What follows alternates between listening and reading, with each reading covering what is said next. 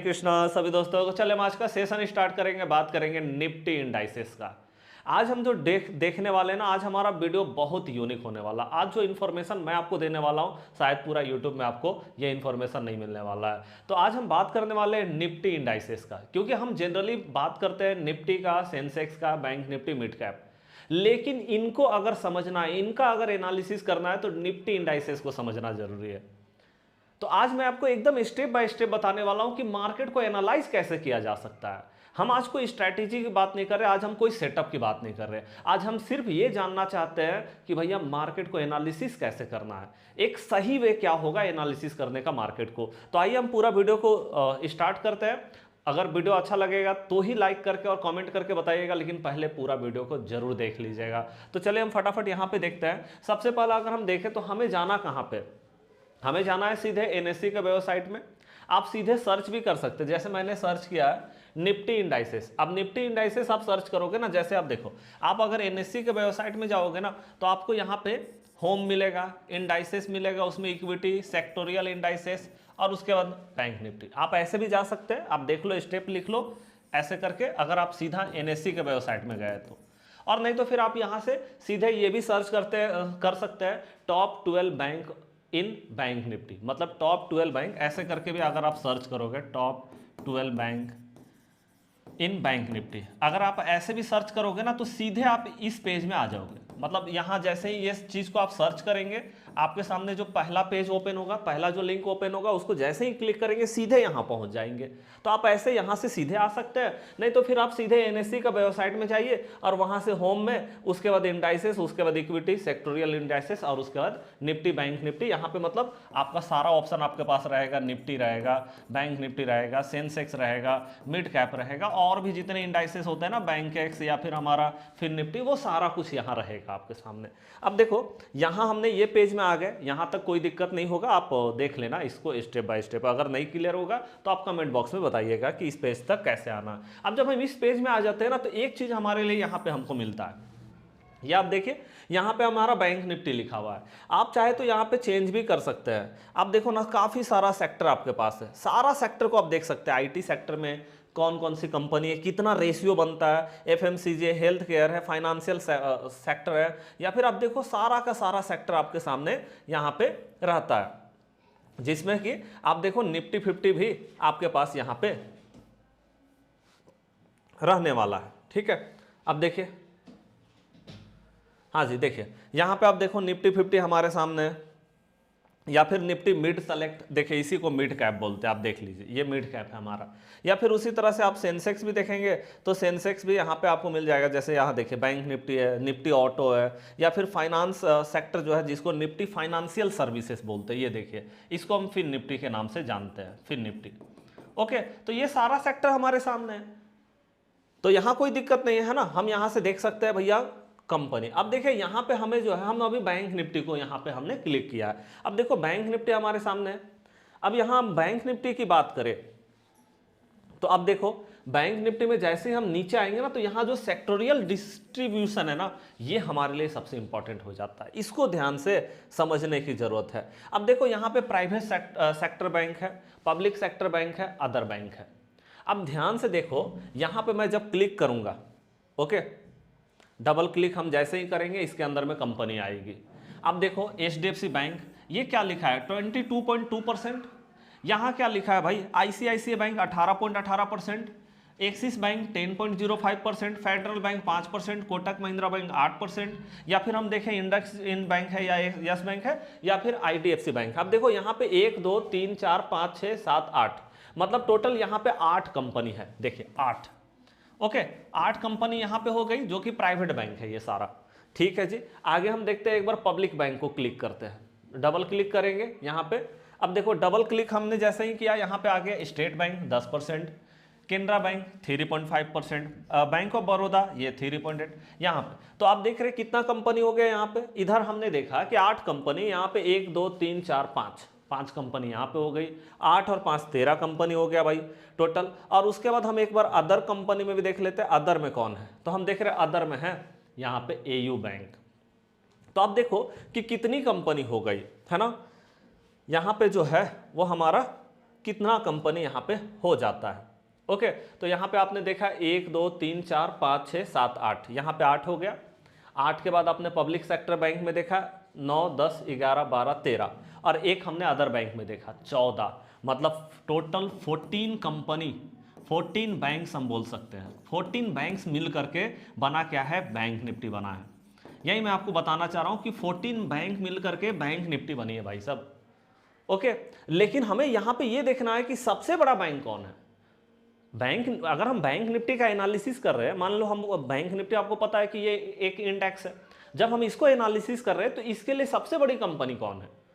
आप देखो रेशियो के हिसाब से आपको खुद ही पता चल रहा है कि स्टेट बैंक 10.42 है ना, और यहाँ पे अगर प्राइवेट सेक्टर बैंक को देखेंगे तो यहाँ पे देखेंगे सबसे बड़ा बैंक एचडीएफसी बैंक 22%, दूसरा नंबर है आईसीआईसी बैंक 18%, दोनों को मिला दिया जाए 40% रेशियो बनता है यहाँ से। और उसके बाद अगर आप यहाँ से एक्सिस बैंक को देखेंगे 10%, मतलब यहाँ से 40 और 10 50 हो गया, और साथ में अगर आप स्टेट बैंक ऑफ इंडिया को देखेंगे तो 10 यहाँ पे, मतलब 60%। अब आप सोचो कि भैया यहाँ पे अगर मैं सिर्फ एक लिस्ट बना करके चलूँ, ओके, यहाँ पे सिर्फ मैं यहाँ पे बात करूँ HDFC bank, okay, ICICI bank, और उसके बाद मैं बात करूँ एक्सिस बैंक, और मैं बात करूँ state bank of India, okay, ये 4 कंपनी को सिर्फ मिला दिया जाए तो 22 18 10 और 10 कितना हो गया भैया, ये हो गया हमारा 60%। मतलब ये 4 बैंक मिलकर के सिर्फ 60% रेशियो बनाते हैं, और इसमें भी सबसे बड़ी बैंक जो है वो एचडीएफसी बैंक है। मीन्स आप समझ सकते हैं कि भैया एचडीएफसी बैंक सबसे इंपॉर्टेंट है। मतलब अगर बैंक निफ्टी को एनालिसिस करना है तो एचडीएफसी बैंक को एनालिसिस करना पड़ेगा, इसको समझना पड़ेगा। ये अगर आपने समझ लिया तो समझ लो कि भैया पूरा मार्केट को समझ लिया।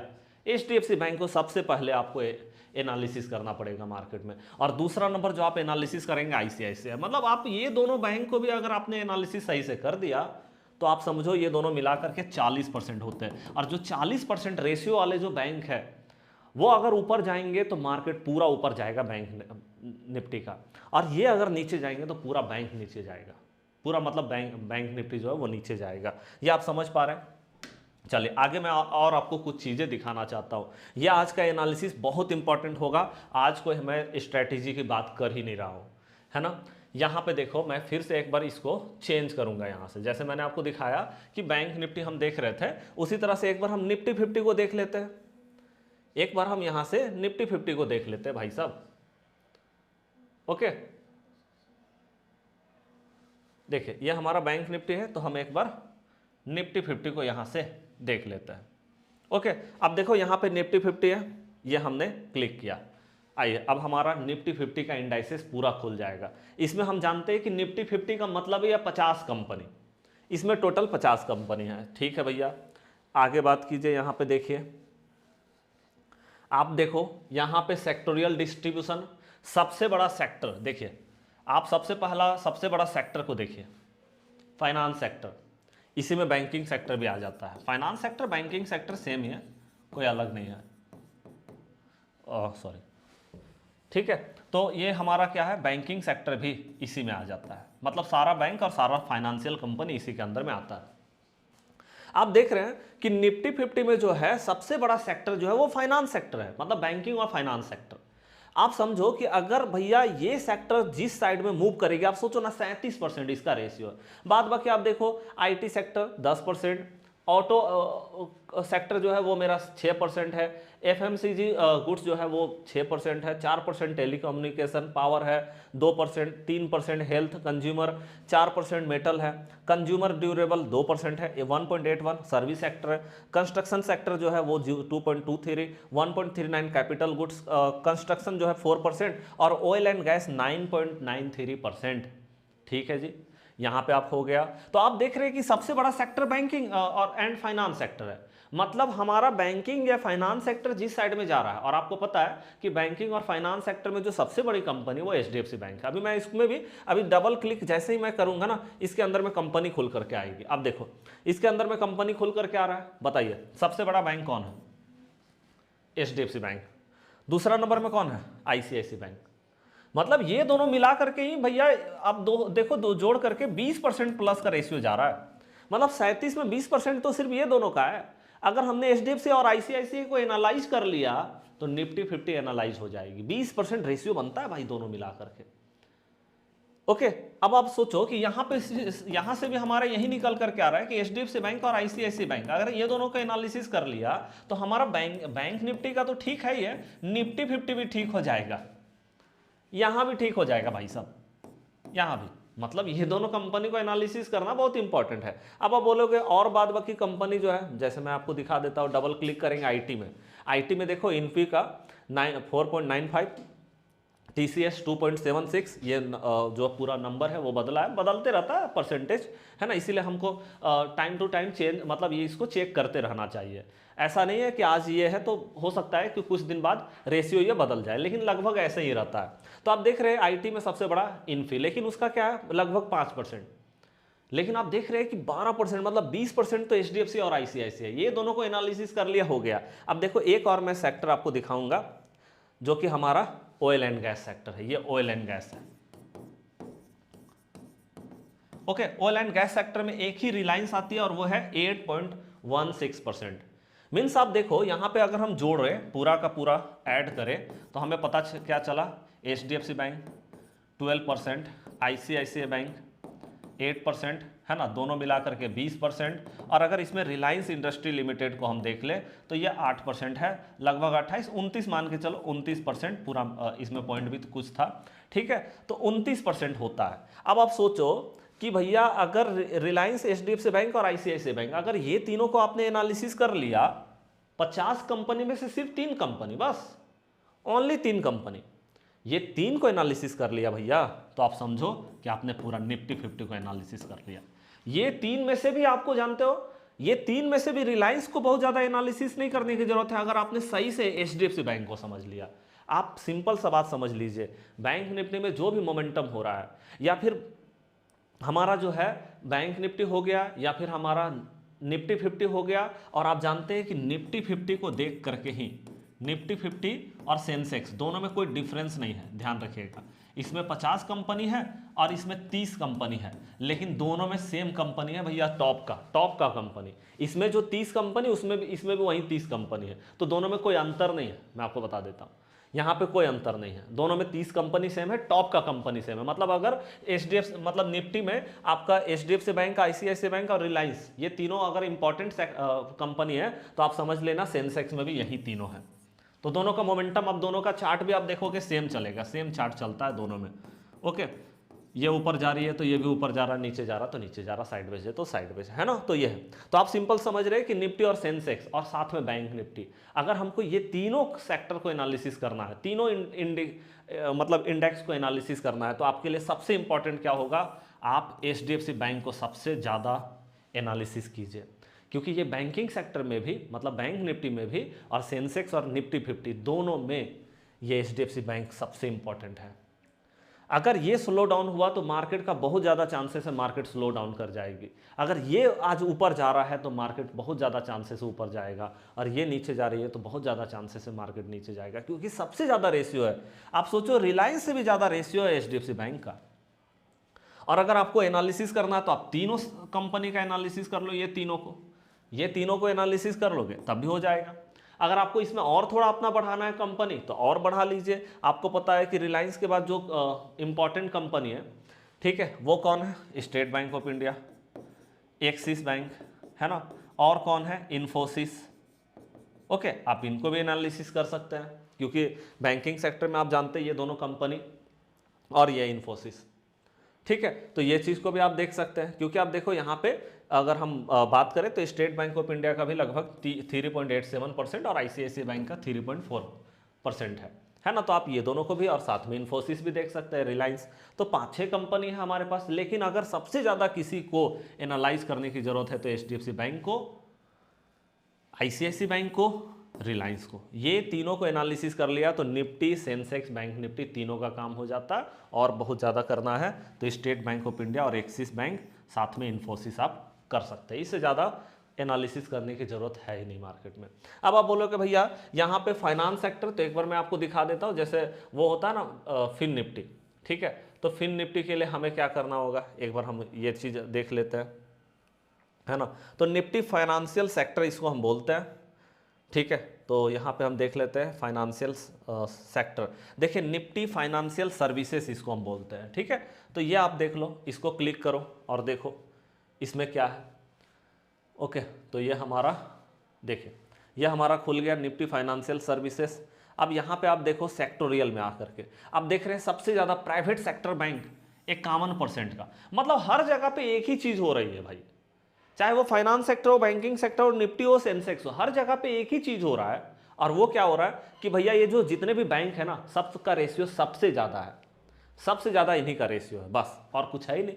अब देखो इसको खोल करके क्या निकलता है यहाँ पे, HDFC बैंक का 17% रेशियो, ICICI बैंक का 14% रेशियो, 10% एक्सिस बैंक का, 9% ये, और साथ में आप पब्लिक सेक्टर बैंक का देख लो जिसमें कि स्टेट बैंक 12%, मतलब वही निकल करके आ रहा है। HDFC बैंक, ICICI बैंक, और बहुत ज़्यादा करना है एक्सिस बैंक और स्टेट बैंक ऑफ इंडिया, मतलब ले दे के पूरा वहीं चल रहा है भाई, है ना। आप चाहे कोई भी मतलब इंडेक्स का एनालिसिस करो, ले दे के वहीं पड़ रहा है हमारा, कि वहीं 4-5 कंपनी को एनालिसिस करना और कुछ बहुत ज़्यादा करने की जरूरत नहीं है। अब आप बोलोगे भैया कि मिड कैप दिखा दो एक बार, देखो हाँ मिड कैप की जब बात होती है ना, तो मिड कैप में हमें ये देखना होगा कि मिड कैप जो है वो एकदम अलग सेक्टर है, ठीक है। उसके लिए हमें जो है, जैसे देखो मिड कैप में आपको एक बार दिखा देता हूँ, निफ्टी मिड सेलेक्ट हम इसको बोलते हैं। तो एक बार हम देख लेते हैं निफ्टी मिड सेलेक्ट, देखिए ये वाला, इसको हम मिड कैप के नाम से जानते हैं, जो कि मिड कैप का इंडेक्स बना हुआ है।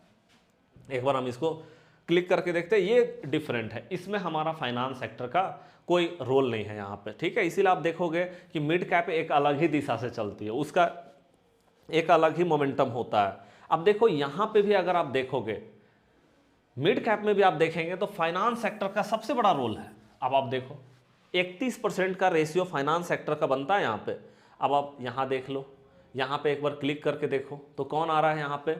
अब हाँ यहाँ पे जरूर है कि आप बोलोगे सर यहाँ पे जो कंपनी है ना सबसे बड़ा, तो BSE दिख रहा है 9%। एक बार हम यहाँ से ऐड करें, BSE जो है वो 9% का रेशियो रखती है। बाद बाकी अगर हम देखें तो सब 4% का है। इंडस्ट्रिंग बैंक 4.94, अच्छा ठीक है। तो यहाँ पे हमने देखा कि BSE जो है वो 9% का रेशियो रखती है, ठीक है। एक हमें बड़ा कंपनी मिला। और उसके बाद हमें क्या दिख रहा है कि अगर हम यहाँ से देखें तो कमिंग्स इंडिया, सुजलॉन, पॉलीकैब, है ना, ये सब 4% का। हम देख लेते हैं एक बार कि सिर्फ यही 9% है या फिर और भी कोई हमें यहाँ पे दिखाई दे रहा है, और भी कोई कंपनी है।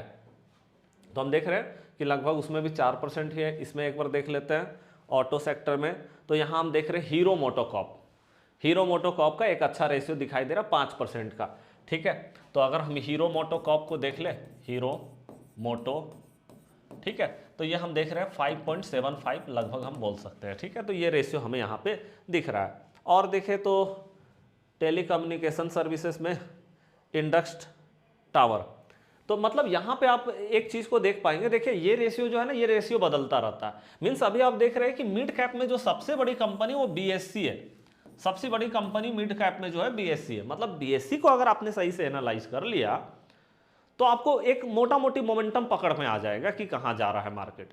बाद बाकी अगर आपको करना है तो हीरो मोटोकॉर्प को कर सकते हैं, साथ में इंडस टावर, मतलब जो 5% के आसपास में उसको कर सकते हैं। लेकिन सबसे इंपॉर्टेंट हो जाएगा BSE कंपनी को एनालिसिस करना, क्योंकि इसका रेशियो एकदम सारे कंपनी से डबल दिखाई दे रहा है। सारा कंपनी सब 4% के आसपास में, ये 9% है, मतलब सबसे डबल है कहीं ना कहीं इसका रेशियो, ठीक है। तो आपने देखा कि यहाँ पे एकदम से अलग कंपनी है। हाँ फाइनेंस सेक्टर ही है इसमें, इसके अंदर में आप देख रहे हैं सबसे ज़्यादा जो रेशियो हमारा यहाँ पे दिखाई देता है वो फाइनेंस सेक्टर ही है, इसमें कोई डाउट नहीं है। अब देखो 31% फाइनेंशियल सर्विसेज दिख रहा है, जिसमें कि BSE है फाइनेंशियल सर्विसेज, HDFC AMC है, पॉली बाजार है, या फिर इंडस्ट्रिंग बैंक है, मुथूस फाइनेंस है, यूनियन बैंक है, या फिर यस बैंक है। तो आप देख रहे हैं फाइनेंस सेक्टर ही है। मतलब अगर हम देखें मिड कैप में, तो मिड कैप में भी आप मोटा मोटी बोल सकते हैं कि अगर फाइनेंस सेक्टर अच्छा परफॉर्म कर रही है, जैसे हम बोलते हैं ना फिन निफ्टी अगर अच्छा परफॉर्म कर रही है तो आप समझ लो कि मिड कैप भी अच्छा परफॉर्म करेगी। लेकिन हाँ यहाँ पे थोड़ा कंपनी डिफरेंट है, इसीलिए आपको थोड़ा कंपनी को देखना पड़ेगा, खास करके BSE लिमिटेड को। उसी तरह से आप देखो इसमें आप ये भी देख सकते हैं, जैसे बहुत लोगों को कन्फ्यूजन रहता है कि भाई हमारा जो है ऑटो सेक्टर में कौन कौन सी कंपनी आती है वो हमें देखना है।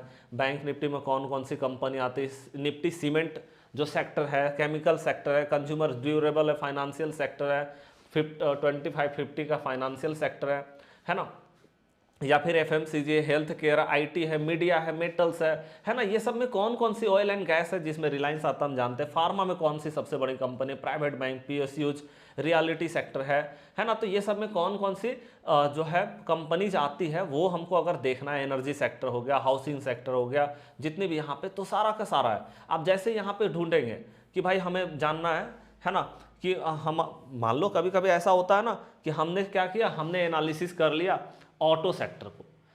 हम जानते हैं कि जैसे हम मान लो यहाँ पे आएंगे, जैसे हमारा यहाँ पे चार्ट है, आप सिंपल देख रहे हैं चार्ट है। अब इसमें हमने क्या किया ना, हमने इसमें निफ्टी ऑटो सेक्टर को एनालिसिस किया। मान लो एक बार हमने यहाँ पे एनालिसिस किया निफ्टी ऑटो,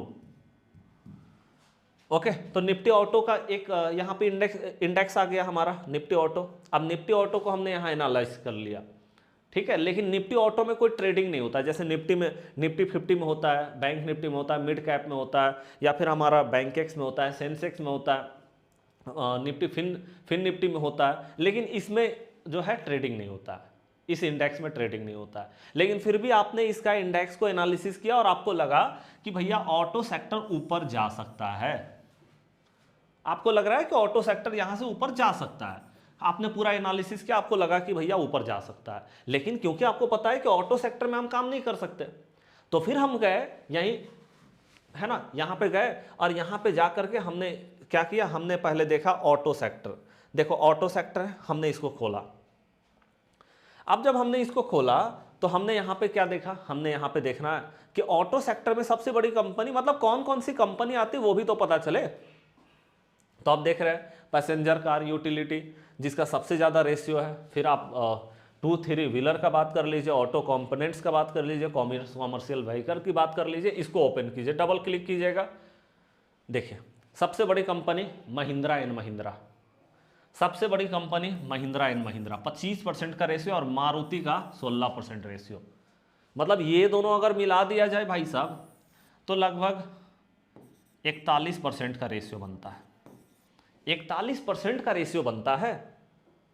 अब आप बोलोगे भैया इसमें 30% दिख रहा है, इसमें कौन कौन सी कंपनी, देखो यहाँ पे बजाज ऑटो है, टीवीएस मोटर है, आइचर मोटर है, यहाँ पे आप हीरो मोटोकॉर्प को देख रहे हैं। और अगर हम तीन ही तो सेक्टर ही है ना। और इसमें देखो अशोक लेलैंड है, यहाँ पे अगर हम देखें कंपोनेंट्स वाले में तो यहाँ पे आप देख सकते हैं कि सब 4-2 ऐसे करके सब है। मतलब सबसे बड़ा सेक्टर जो है वो आप देख रहे हैं महिंद्रा एंड महिंद्रा सेक्टर जो है वो मतलब कंपनी जो है वो सबसे बड़ा है। अब आपने देखा कि ऑटो सेक्टर ऊपर जा सकता है, इसका मतलब इसका टॉप कंपनी ऊपर जाने के लिए रेडी है। महिंद्रा एंड महिंद्रा ऊपर जा सकता है, मारुति सुजुकी, ये दोनों कंपनी को एनालिसिस कर मतलब देख लो, ये दोनों में आप काम कर लो, है ना।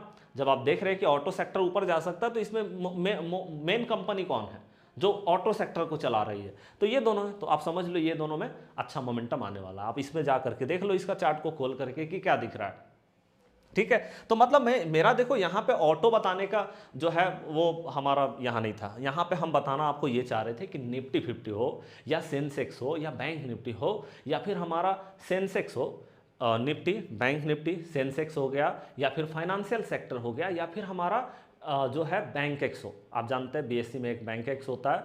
ये जितनी भी इंडेक्स है, चाहे वो निफ्टी है, हमने यहाँ लिखा निफ्टी, बैंक निफ्टी, सेंसेक्स, फिन निफ्टी और क्या है बैंक एक्स, ये जितनी भी सेक्टर है मतलब इंडेक्स है, ये सारा इंडेक्स है जिसमें ट्रेडिंग होता है। इसके लिए आपको जो एनालिसिस करने की जरूरत है, एचडीएफसी बैंक को, आईसीआईसी बैंक को, सबसे इंपॉर्टेंट है एचडीएफसी बैंक, आईसीआईसी को कर सकता है, रिलायंस को कर सकता है, स्टेट बैंक ऑफ इंडिया को कर सकता है, एक्सिस बैंक को कर सकता है, बस इतना काफ़ी है भाई। मतलब सारा का सारा फाइनेंस, एक रिलायंस को छोड़ दिया जाए तो फाइनेंस फाइनेंस फाइनेंस फाइनेंस, मतलब फाइनेंस सेक्टर ही सबसे बड़ा सेक्टर है। मतलब पूरा मार्केट को जो चला रही है वो फाइनेंस सेक्टर चला रही है। तो जब पूरा मार्केट को फाइनेंस सेक्टर चला रही है तो हम क्यों ना फाइनेंस सेक्टर को ही बेहतरीन तरीके से एनालिसिस करें, पूरा मार्केट ही पकड़ में आ जाएगा। और अगर आपने सब कुछ एनालिसिस कर दिया और फाइनेंस सेक्टर, बैंकिंग सेक्टर को एनालाइज नहीं किया तो आपने समझ लेना आपने कुछ नहीं किया मार्केट में। तो ये मेरे को थोड़ा सा इसके अंदर में थोड़ा डीपली आपको बताना था कि भैया किस तरह से मार्केट चलते हैं। आज कोई स्ट्रैटेजी नहीं है हमारे पास, लेकिन ये बहुत बड़ा अपने आप में एक स्ट्रैटेजी है कि आपको किसको एनालिसिस करना, आप कैसे एनालिसिस करना वो आप जानते हैं कि एनालिसिस कैसे करना है। मतलब आपको निफ्टी और सेंसेक्स को एनालाइज करना है तो आपको बैंकिंग सेक्टर को एनालाइज करना पड़ेगा, और उसमें एचडीएफसी बैंक, आईसीआईसी बैंक, और बहुत ज़्यादा करना है तो रिलायंस को कीजिए, और उससे ज़्यादा करना है तो स्टेट बैंक और एक्सिस, बस इससे ज़्यादा कुछ करने की ज़रूरत नहीं है। अगर ये परफॉर्म करेंगे, ये ऊपर जाएंगे ये सब कंपनी, तो समझना निफ्टी 50 और सेंसेक्स बैंक निफ्टी सब ऊपर जाएगा, फिर निफ्टी। और अगर ये नीचे जाएंगे तो सब नीचे जाएगा। और अगर ये साइडवेज होने वाले हैं, ये अगर लग रहा है एक रेंज में फंस गए, तो मार्केट कभी भी ऊपर या नीचे नहीं जा पाएगी। तो हम साइडवेज से भी बच पाएंगे मार्केट में। हमको पता रहेगा कि हाँ भाई यहाँ पे मार्केट साइडवेज हो सकती है, तो हम उस मार्केट में थोड़ा संभल करके काम करेंगे, थोड़ा क्वांटिटी को कम कर सकते हैं, ओके, और थोड़ा अपना जो टारगेट है उसको छोटा कर सकते हैं। तो वो चीज़ हमारे लिए बहुत इंपॉर्टेंट होता है। तो चलिए, ये जानकारी कैसा लगा लाइक करके कमेंट करके जरूर बताइएगा। मिलते हैं नेक्स्ट क्लास में, तब तक के लिए जय हिंद, जय भारत।